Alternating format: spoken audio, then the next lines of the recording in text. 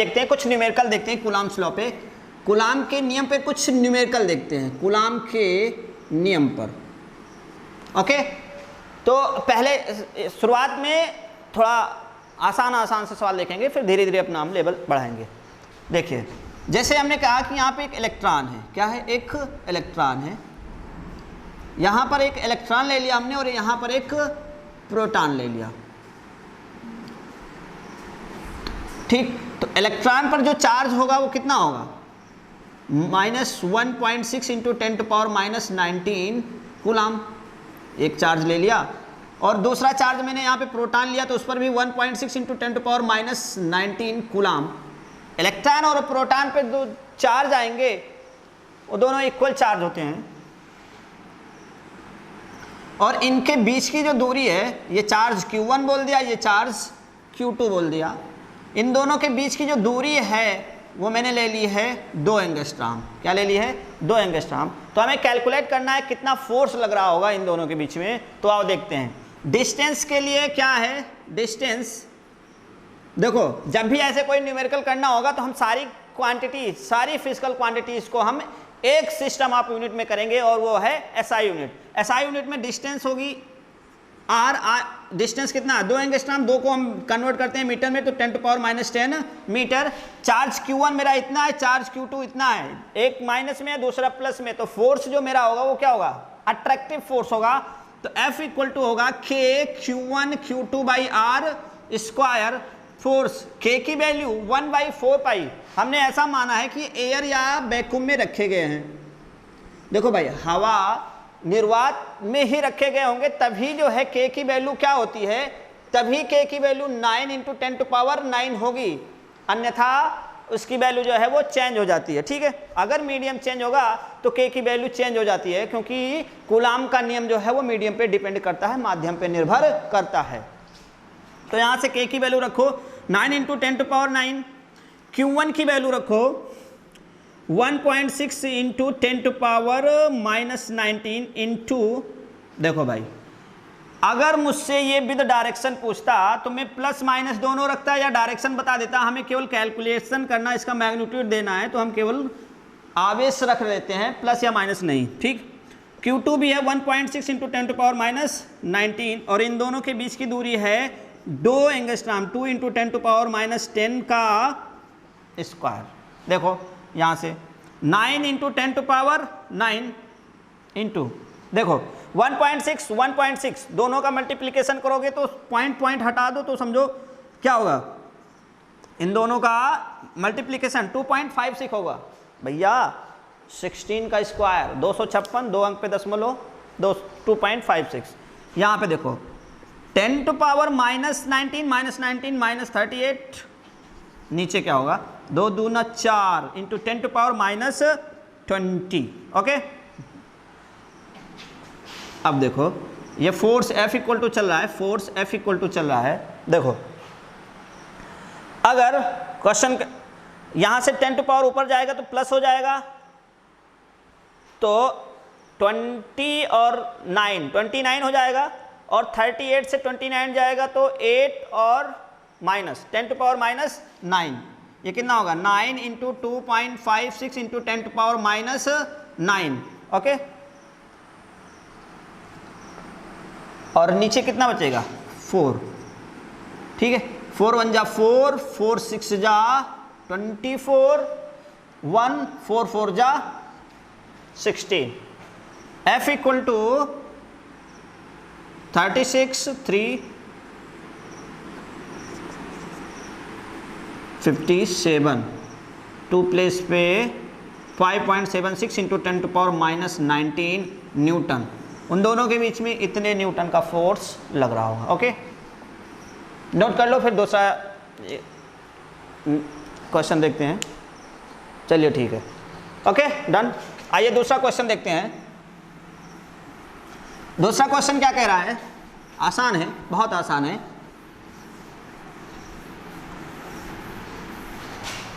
चलो देखते हैं। जैसे क्वेश्चन ने कहा कि मान लो यहाँ पर एक Q1 चार्ज है और यहाँ पे एक Q2 चार्ज है।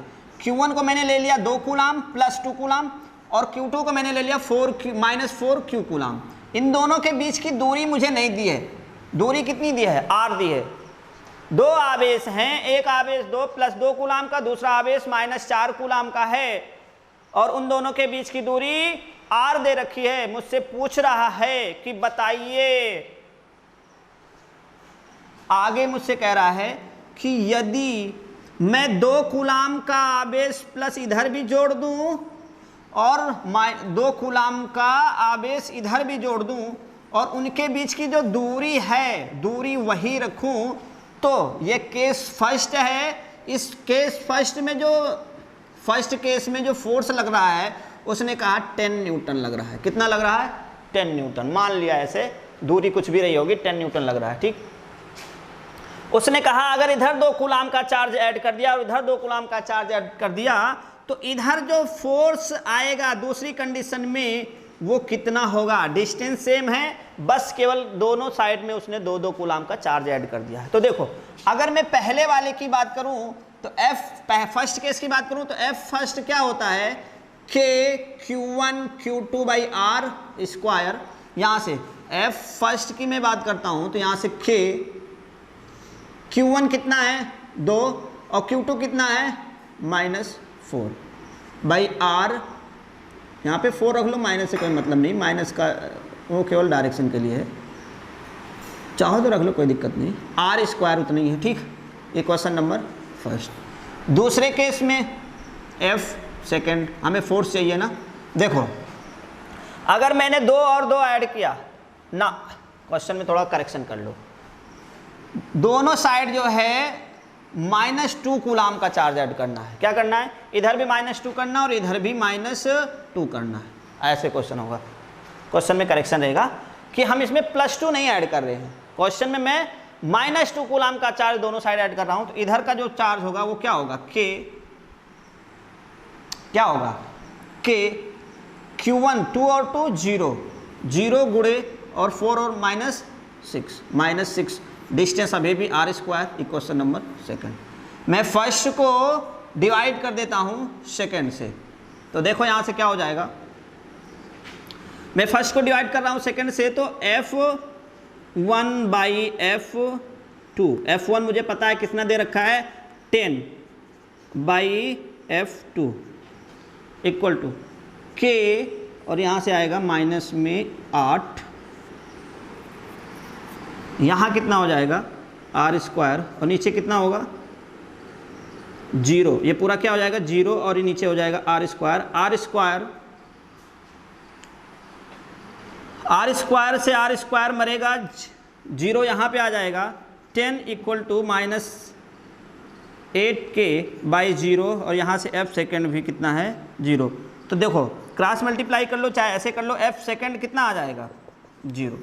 अब भाई 0 तो आना ही था, क्योंकि यहाँ पे जो मैंने चार्ज ऐड किया था वो दोनों चार्ज क्या हो रहे हैं 0। जब कोई चार्ज ही नहीं तो फोर्स कहाँ से लगेगा, इसलिए क्या होगा 0 न्यूटन का फोर्स लगेगा। ओके, नोट कर लो। फिर एक और नया क्वेश्चन देखते हैं, ठीक है, आओ नोट कर लो इतना। चलिए एक और देखते हैं,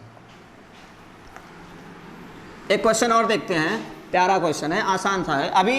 अभी हम 2-4 क्वेश्चन और आसानी करेंगे, फिर थोड़ा सा अपना लेवल बढ़ाएंगे। एक आसान सा क्वेश्चन क्या कहता है कि 2 चार्ज हैं, एक चार्ज Q1 है, दूसरा चार्ज Q2 है। इन दोनों के बीच की दूरी मैंने ले ली है x।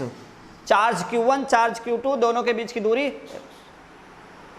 2 चार्ज हैं, एक Q1 है दूसरा Q2 है। ये एक ऐसे मीडियम में रखे, मीडियम बोल सकते हो आप, एयर है। कहाँ है, एयर बोल सकते हो या वैक्यूम बोल सकते हो, निर्वात में भी है वैक्यूम, हवा या निर्वात में हमारा दोनों चार्ज रखा हुआ है। ओके, तो कह रहा इस x दूरी पे रखे गए हैं,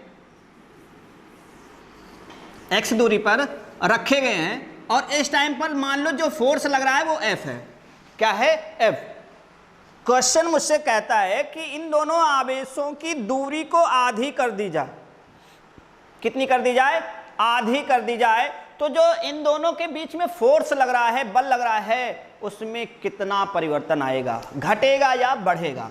तो मैंने ये फर्स्ट केस बना लिया, इसमें हमारे पास जो F आ रहा है क्या आएगा, K Q1 Q2/x square. Question number first. दूसरे केस में क्या कहता है क्वेश्चन कि इन दोनों के बीच की दूरी आधी कर दी जाए, Q1 और Q2 इन दोनों के बीच की दूरी x/2 कर दी जाए, माध्यम वही है, हवा रखो या निर्वात रखो, तो जो फोर्स आएगा वो मान लिया फोर्स आ रहा है F डैश। भाई फोर्स, दूरी बदली है तो फोर्स बदलेगा, बल बदलेगा। F equal to K Q1 Q2 by r square, r की जगह पे क्या रखोगे x/2 का स्क्वायर। इसको अगर सॉल्व करोगे तो ये होगा 4K Q1 Q2 by x square, equation number second. मैं सेकेंड को डिवाइड कर देता हूं फर्स्ट से, तो F dash by F equal to 4K Q1 Q2 by x square by K Q1 Q2 by x square. X square मरेगा, K Q1 Q2 मरेगा, बचा यहाँ पे 4, तो F dash equal to 4F को उधर मल्टीप्लाई कर लो, 4F। जो दूसरे केस में बल होगा वो पहले केस का जो बल था उसका 4 गुना हो जाएगा। ये हमारा क्वेश्चन था। ओके, नोट करो, आगे देखते हैं। नोट करो, आगे देखते हैं। नोट करो, आगे देखते हैं। नोट करो, आगे देखते हैं।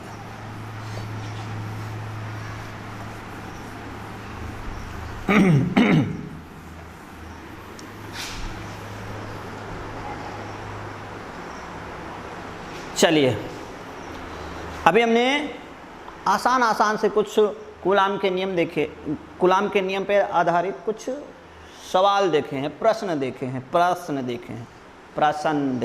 हैं।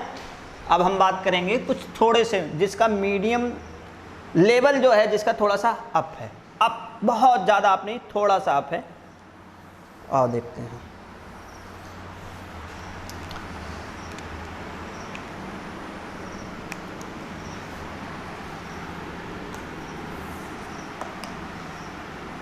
कह रहा है कि कोई आवेश Q है। क्या है? कोई आवेश Q है और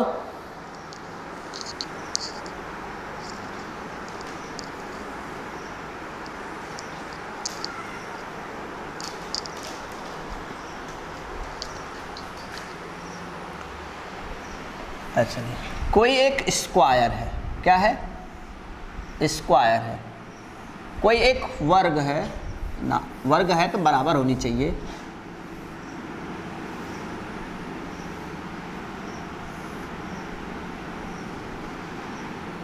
कोई एक वर्ग है ABCD, सब वर्ग है मतलब स्क्वायर है तो सारी भुजाएं बराबर होंगी A और सबके बीच का एंगल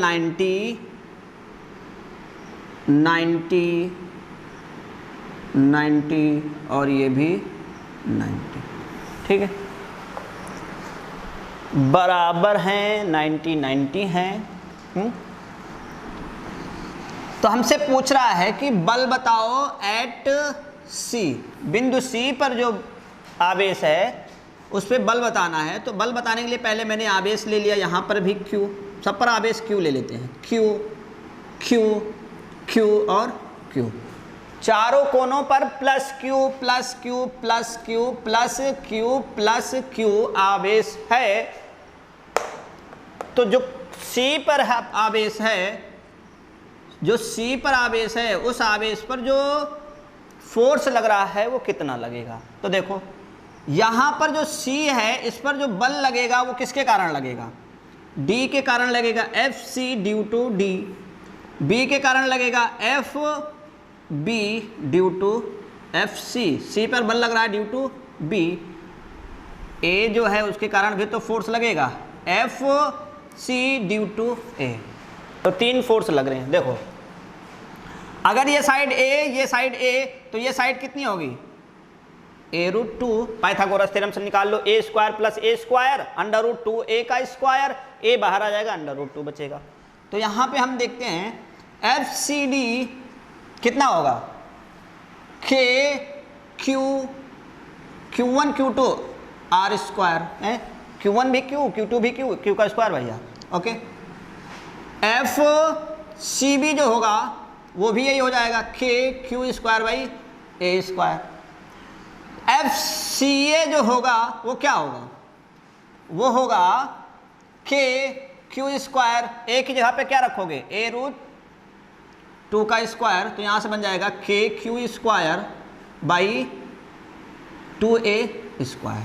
ठीक है, अब देखो जो यहां पर F नेट होगा, जो रिजल्टेंट फोर्स होगा, वो FCD और FCB का जो इन दोनों के बीच का जो रिजल्टेंट आएगा उसको मैंने नाम दिया F1। अब F1 और FCA ये दोनों एक ही डायरेक्शन में होंगे, तो ये दोनों जुड़ेंगे तो क्या होगा, F नेट।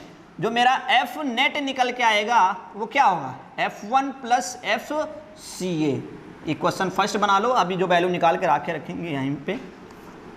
तो हम F1 निकालते हैं। F1 क्या होगा, देखो भाई दो वेक्टर, ये भी वेक्टर फॉर्म में है, ये भी वेक्टर फॉर्म में, दो वेक्टरों का जो रिजल्टेंट निकालते थे कैसे निकालते थे, a square plus b square plus 2ab cos theta, ये तो होता था। यहाँ पे देखो इन दोनों के बीच का एंगल ये 90 है तो ये भी 90 होगा। जब यहाँ 90 रखोगे तो ये पूरा टर्म 0 हो जाएगा। क्या होगा, रिजल्टेंट क्या होगा, ए square plus b square.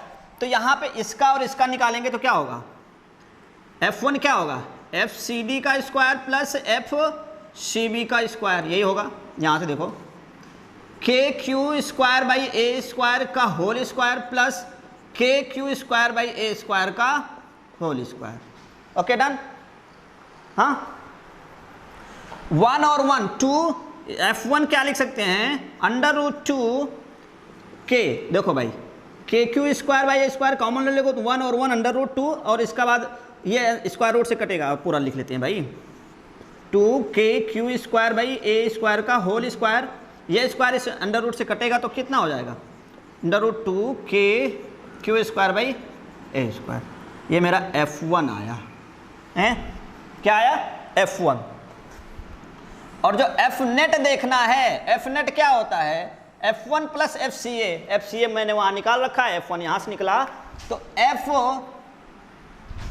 Net F1 की वैल्यू यहाँ से रख लो 2KQ square by a square plus FCA की वैल्यू यहाँ से रख लो KQ square by 2A square. KQ square ये इतना, KQ स्क्वायर ये इतना कॉमन ले लो, तो F नेट इक्वल टू क्या बनेगा, KQ square by a square bracket में अंडर रूट 2 प्लस 1 बाई 2। ये हुआ आपका नेट फोर्स और ये आपका आंसर है। ये क्वेश्चन यूपी बोर्ड में आया हुआ क्वेश्चन है, यूपी बोर्ड के नज़रिए से बहुत ही तगड़ा, बहुत ही मस्त, बहुत ही जोरदार क्वेश्चन है। इसको नोट कर लें, यूपी बोर्ड 2018, 16 मान लो, और आने वाले पेपर के लिए 22 के लिए भी मान लो आ ही जाएगा, 50% तो कंफर्म है। ओके डन, ये नोट कर लो, फिर मिलते हैं आपको नए वीडियो लेक्चर में। ओके, आज के लिए बस इतना ही काफ़ी है, धन्यवाद।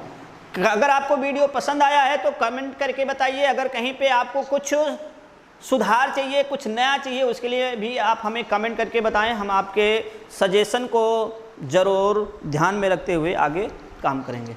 ओके।